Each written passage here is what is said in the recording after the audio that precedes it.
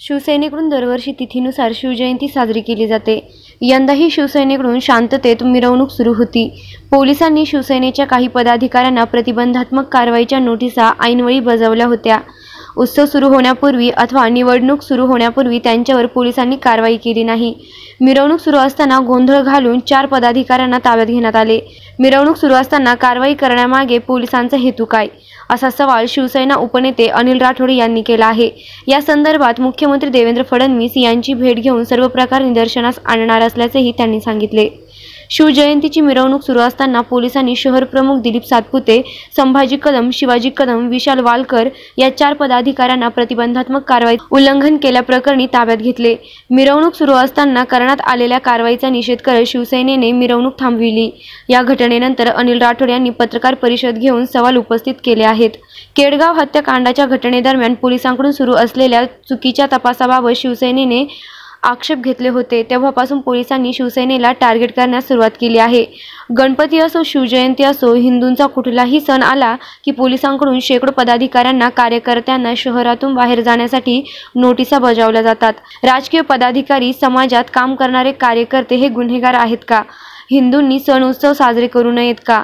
अशी परिस्थिती पोलिसांकडून वारंवार घेतल्या जाणाऱ्या भूमिकेमुळे निर्माण झाली आहे। तुम्हाला माहिती आहे, शिवसेना ही आजपर्यंत ही उभी राहिली, ही अन्यायामधूनच उभी राहिलेली आहे आणि त्याच्यामुळं अन्यायाच्या विरोधामध्ये लढण्याची पहिल्यापासून शिवसेनेची ताकद आहे, कुवत आहे। शिवजयंती उत्साहात सुरू असताना पोलिसांनी शिवसेनेच्या 4 पदाधिकाऱ्यांवर प्रतिबंधात्मक कारवाई केली। मुळात न्यायालयात जाण्याची संधी मिळू नये अशा पद्धतीने पोलिसांकडून ऐनवेळी नोटिसा बजावल्या जातात। पोलिसांनी बजावलेल्या नोटिशीप्रमाणे मिरवणूक सुरू होण्यापूर्वीही कारवाई करता येऊ शकत होती।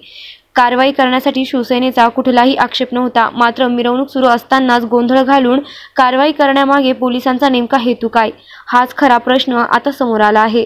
घडलेला प्रकार अतिशय गंभीर असून या प्रकरणाची तात्काळ चौकशी करावी अशी मागणीही अनिल राठोड यांनी केली आहे। पोलीस एक प्रकारे कायद्याचा गैरवापर करत आहे असा आरोपही त्यांनी यावेळी बोलताना केलाय। छत्रपती शिवाजी महाराजांची जयंती आम्ही उत्साहात साजरी करतो, त्यासाठी फटाक्यांची आतिषबाजी करण्यात येणार होती। मात्र फटाके असलेले वाहनच त्यांनी ताब्यात घेतले। मिरवणूक सुरू झाल्यानंतर शिवसेनेच्या पदाधिकाऱ्यांना ताब्यात घेतले, त्यामुळे एकच धांदल उडाली। आम्हाला सण उत्सव साजरे करू द्यायचे नाही असा पोलीस प्रशासनाचा डाव आहे, त्यामुळे त्याची आम्ही गंभीर दखल घेतली आहे। राज्याचे गृहराज्यमंत्री दीपक केसरकर यांच्याशी आमचे बोलणे झाले असून त्यांना झालेला प्रकार हा सांगितलेला आहे। आगामी निवडणुका डोळ्यासमोर ठेवून हा प्रकार सुरू आहे।